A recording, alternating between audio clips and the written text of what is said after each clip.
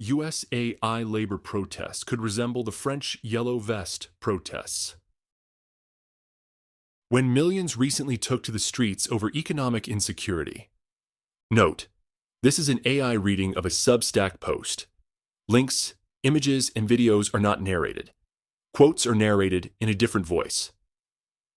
I do not yet have a well-formed opinion on the net impact of AI on job loss across different timescales. Will it be a large, net negative, or will it be close to net neutral? Similar to previous technology cycles.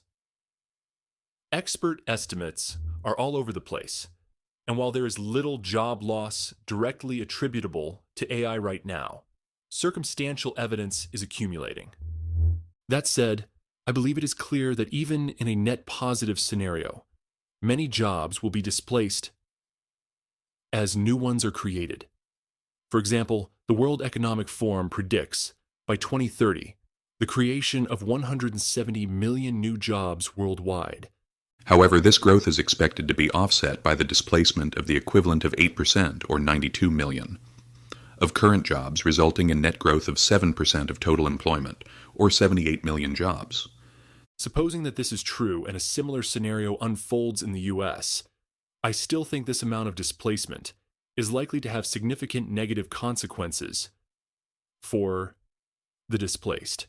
That is, the displaced individuals are unlikely to be the same individuals who secure the latest jobs, and this will leave many with worse jobs, or in a place with no job at all. For example, are cashiers and truck drivers going to get new, fancy AI jobs in another industry without significant help to do so? I highly doubt it. So recognizing that significant job displacement is on the horizon for many industries, regardless of how the overall total nets out, it would be ideal to provide affected individuals with a softer landing than we've managed to do in the past. Unfortunately, the likely policy outcome is that we do absolutely nothing until there is a considerable backlash to AI. And even then, we probably do nothing. The backlash would have to be big enough that politicians cannot ignore it, or it is seen as a political opportunity, such that it becomes a platform for elections.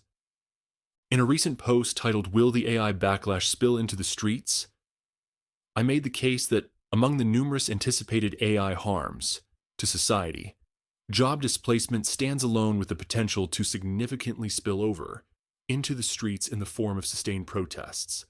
I'm not saying that it is likely to happen, and I hope it doesn't, but I also think we could increase the probability of preventing it if we had a clearer picture of what we're trying to avoid.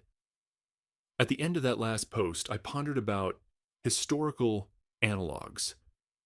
Recent protest movements seem more one-sided politically, e.g., climate change, Occupy Wall Street, Tea Party, etc. Mid-century protests were arguably similar. Civil rights movement, Vietnam War protests, etc., though they were sustained for much longer and ultimately swayed public opinion and accelerated change. A better parallel here, though, would be something that is clearly bipartisan from the start, more squarely on an economic issue, and resulted in swift reforms. This line of reasoning led me to the Yellow Vest protests in France from 2018 to 2020, which I've come to believe could provide a decent historical analog of what could happen if a job displacement reaches a critical mass in the coming years. It's recent, directly related to economic insecurity, and created policy changes, though significant disruption and violence as well. Ideally, we get the policy changes without the widespread disruption and violence.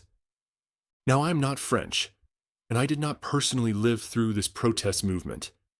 I do remember watching and reading coverage about it at the time, but that was the extent of my knowledge before I delved more deeply into the subject over the past week. Below, facts are from Wikipedia, unless otherwise noted. What were the Yellow Vest protests about? They began as a reaction to a fuel tax increase, but quickly expanded to a broader reaction against economic insecurity. The movement never had clear leaders, nor was it tied to a particular political party.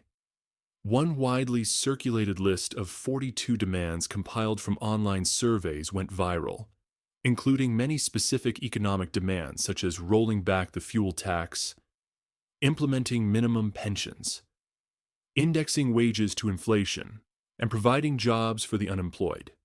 It was somewhat disjointed, as it also demanded education and immigration reforms, among others. However, the central theme centered on economics and jobs.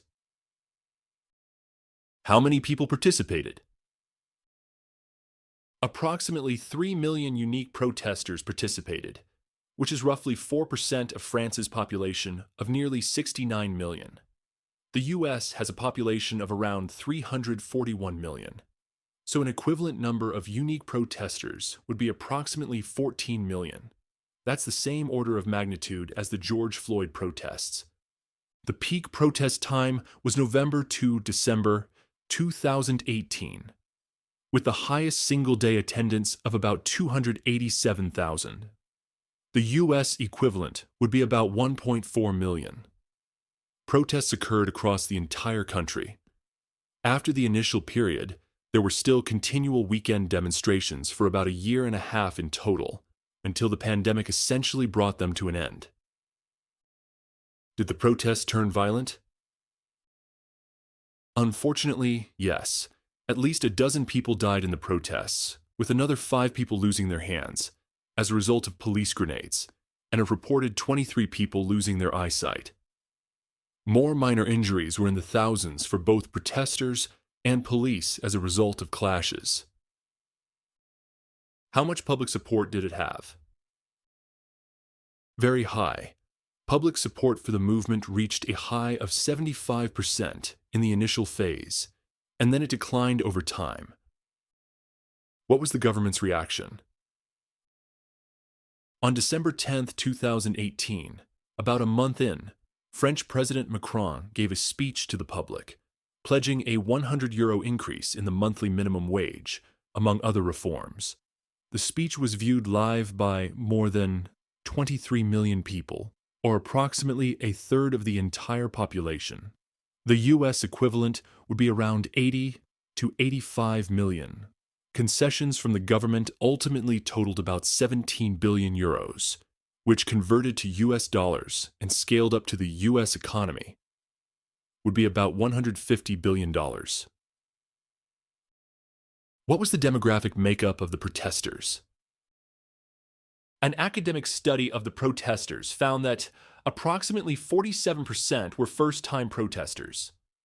The median income of the protesters was about 30% less than the country's median income.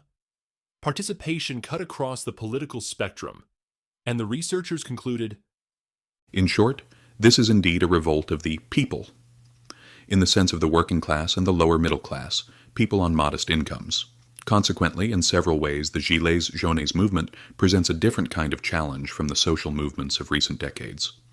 In addition to its size, the strong presence of employees, people of modest educational qualifications and first-time demonstrators, and above all, the diversity of their relationship to politics and their declared party preferences, have made roundabouts and toll booths, meeting places for a France that is not used to taking over public spaces, and speaking out, as well as places for the exchange of ideas and the construction of collectives, in forms rarely seen in previous mobilizations.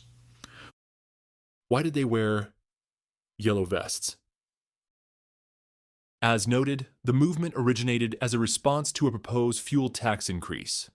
Independently, a different French law requires motorists to have a yellow vest in their car to wear in case of an emergency. So many motorists had them readily available. A petition against the tax went viral, and then some associated viral videos called to block all roads and included the idea of using the yellow vests. What are some parallels to AI? First, while the backlash to AI is just getting started, as I noted in my previous post, the ingredients are there for a potential future movement that could match a similar broad-based revolt that transcends political parties, if significant negative job impacts accumulate over several years. 1. Cut span industries so outrage lands on both parties. 2. Every income bracket, from cashiers to coders, takes a hit. 3. Sudden, deep job cuts risk recession and years of high unemployment. To be clear, we're not there yet, and may never get there. Job losses may not materialize, or they may unfold over a much longer period of time that doesn't lend itself to banding together across industries.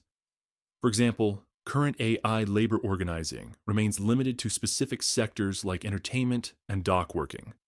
But if AI-driven job displacement accelerates across multiple industries simultaneously, affecting many millions of workers over the next 3 to 5 years, the conditions could ripen for a yellow vest-style eruption. Second, as the yellow vest movement showed, it doesn't actually have to be sparked by a sharp increase in job losses. Instead, if there's enough downward pressure on wages, unrest resulting from that pressure can build up until a critical mass is reached. In other words, that could still happen even if AI diffusion takes many years to touch many industries, as long as the impacts and resentment are sustained. Third, if a critical mass is reached, that's essentially a powder keg waiting to explode, which means any event could be the proximate cause that sparks it. Therefore, like the yellow vest movement, I could see a similar AI movement happening in a decentralized fashion. That is, one that begins with online viral calls to action, which then spills out into the streets. What's different? One difference is that the yellow vest movement was primarily rooted in the lower income brackets, whereas AI has the potential to draw in affected people from across the income brackets, as noted above. Another difference is the yellow vest spark occurred in response to an immediate economic pain from the fuel tax increase. It's not clear exactly what that equivalent would be for AI, though I suspect if job displacement is vast enough, some match to light the powder keg will naturally emerge, like a layoff announcement. And then there's the France of it all. France already has a much greater social safety net, and obviously a different history than the US, including with protests. For example, their unique system may increase the likelihood that they will take action in response to protests. What could be the symbol equivalent of the yellow vest? I don't know, but I think that worked because it was readily available, so I could see everyone wearing a specific color, like black, as pictured above. Could it similarly turn violent? I hope not, but I can't see why that wouldn't be the case, especially in the US, considering historical violence in similarly sized past protests, most recently the George Floyd protests.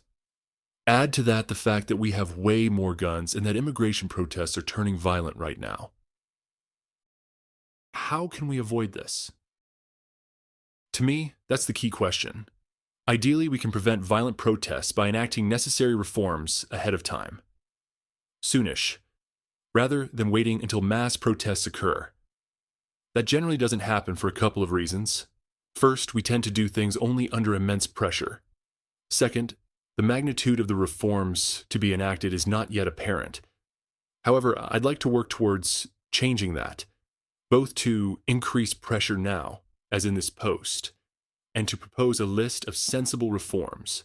If you have particular ideas for that, I'd love to hear them, such as enhanced unemployment benefits, vouchers for private training programs, relocation assistance, etc. There are already numerous ideas circulating, and I plan to explore them soon.